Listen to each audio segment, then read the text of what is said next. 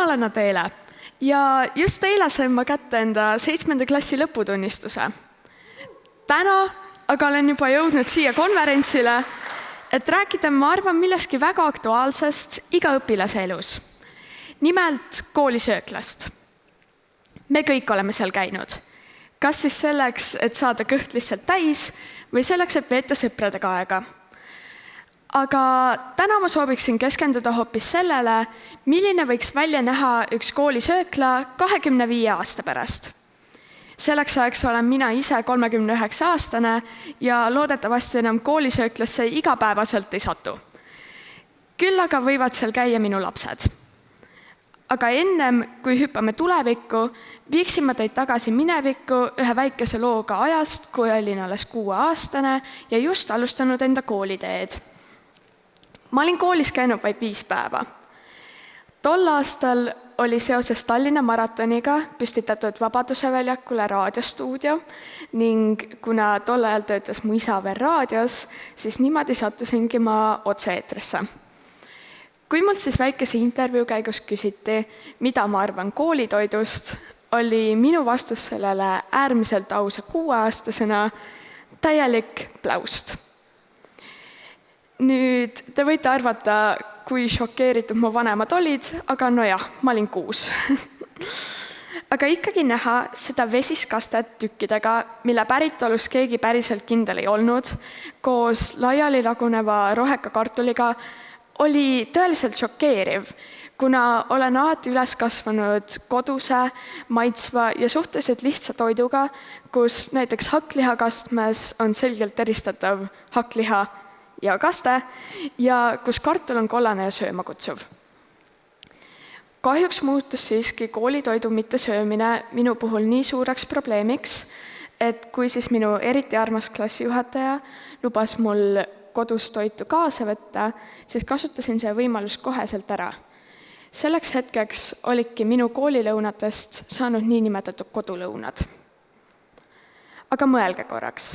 Kas teie ise tahaksite 5. või 6. klassis süüa näiteks kalakastet või äkki hoopis kõikvõimalikke kana- ja lihakastmeid, kuhu on lisatud üle päeva tomatipastat?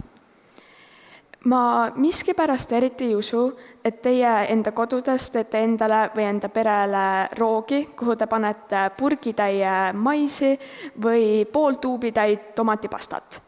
Ei tundu ju midagi, mida te teeksite. Aga ometi see on õpilaste reaalsus. Nüüd ma jõuan enda esimese küsimuseni. Kuidas see ikkagi muuta siis koolitoit õpilastele atraktiivsemaks, samas aga hoides seda tervislikuna? Ma usun, et vastus sellele küsimusele võib olla lihtsam, kui te osate arvata. Nimelt õpilaste kaasamine.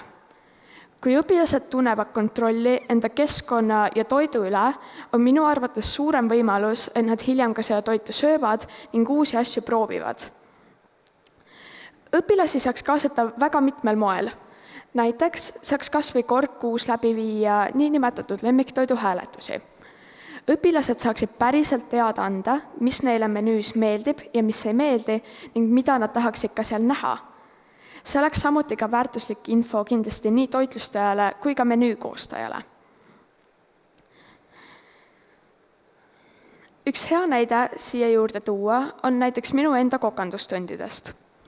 Kuigi me teeme toite, mis ei pruugi olla just kõikide lemmikute nimekirjas, tekitab meis toidu tegemise protsess ning selles kaasatud olemine ning samuti ka teadlikkus sellest, mis läheb päriselt toitu, meis usaldust ja tahtmist proovida uusi asju. Ma usun, et kuhu ma tahan jõuda, on see, et nii koolilõuna kui ka üleüldse toidu tarbimise juures on ka oluline haridus, täpsemalt just toiduharidus.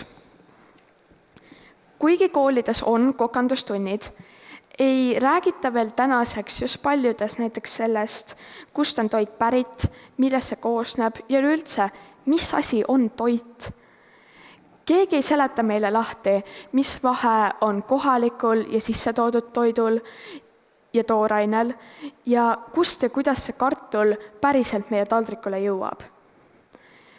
Mõelge, miks õpetatakse lastele näiteks liikluses targalt liiklemist, aga mitte targalt söömist. Ja kui ju ei õpetata, ei teki ka küsimusi ega huvi antud teema vastu. Aga kui juba jõuda sinnani, et hea toit algab heast toorainest, siis kuidas ja kus seda koolidele üldse hankida saaks? Minu nägemuses võiks tulevikus olla igal koolil või kas või igal piirkonnal nii-öelda enda partnertalunik või talunikud. See lahendaks nii mõnegi probleemi. Esiteks oleks enamus toitu kohalik, maitsev ja värske ning õpilased päriselt teaks ikka, kust nende toit tuleb. Teiseks saaks kasutada koolilõunates rohkem hooajalist toorainet ja üleüldse rohkem kodumaist toorainet. See kaudselt ka kindlasti vähendaks meie ökoloogilist jalajälge, mis muidugi ei tähenda seda, et tooraine ja toidu sissetoomine on ainult halb ja midagi, mida me ei tohiks teha, vaid lihtsalt midagi, mida saaks tulevikus vähendada ja selle käigus ka toetada kohalikke talunikke ja talumehi. Ja lisaks sellele on ka veel üks suur boonus selle kõige juurde, muidugi ka see, et kui koolidel oleksid enda talunikud ja talumehed, saaksid nad ka läbi viia niinimetatud õppe- ja talupäevi. Õpilasi saaks viia õppekäikude taludesse, kus neile saaks tutvustada põllumajandust, karjakasvatust, köögiviljakasvatust ja kõike muud, mis sinna juurde kuulub. Sellised õppekäigud oleksid, ma usun, kindlasti huvitavad ja harivad ning jällegi kasvataksid ka usaldust toidu ja selle algtooraine vastu. Ma väga loodan, et aastaks 2050 saab iga õpilane tunda seda, et tema toiduvalik ja tervis on oluline. Et toit ei ole lihtsalt kütus, vaid midagi, mis arendab meid ja kasvatab meid paremateks inimesteks. Aitäh kuulamast!